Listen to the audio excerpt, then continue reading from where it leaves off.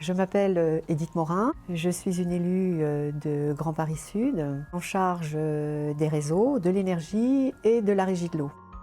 Nous sommes un territoire jeune, dynamique économiquement, nous sommes attractifs aussi pour les entreprises.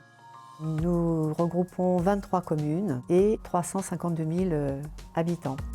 Ce territoire de 23 communes, il a fallu l'organiser. Les objectifs du territoire, c'est multiplier par 5 la production d'énergie renouvelable sur le territoire. Ces objectifs vont nous permettre de réduire les gaz à effet de serre de 45% d'ici 2030.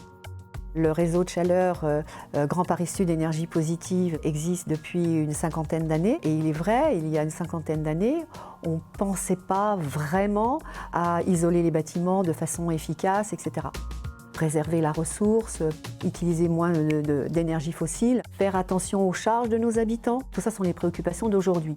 Notre réseau de chaleur sur Évry-Courcouronnes, nous avons fait des travaux assez conséquents puisque nous avons refait complètement la chaufferie centrale d'Évry-Courcouronnes, changé les chaudières. Nous avons amené le réseau de chaleur en provenance du centre d'incinération de déchets. Nous avons mis en attente pour une géothermie.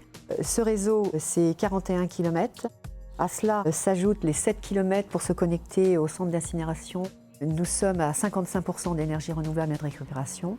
L'objectif est de passer à 80% d'ici 2021 par la création d'une géothermie profonde. D'ici 2030, on envisage 33 000 équivalents logements. C'est la raison pour laquelle nous avons fait le choix volontariste de classer notre réseau, ce qui nous permet d'imposer le raccordement. Tous les travaux qui ont été nécessaires pour ce passage aux énergies renouvelables, incluant la géothermie à réaliser, c'est 58 millions. Le centre de traitement des ordures ménagères à qui nous achetons la chaleur a dû réaliser des investissements à hauteur de 11 millions. Il a perçu 6,5 millions de subventions. Nous, Grand Paris Sud, nous avons dû, uniquement pour la connexion à ce centre de traitement des déchets, nous avons investi 18 millions et nous avons eu 0 subvention. Pour le ministère, pour l'ADEME, c'est un seul et même projet, donc il estimait que nous ne pouvions pas bénéficier de subventions. Nous espérons fortement avoir une réponse positive et obtenir des subventions pour cette création du doublet de géothermie. C'est 58 millions d'euros d'investissement et quand même une baisse à l'usager de 20%.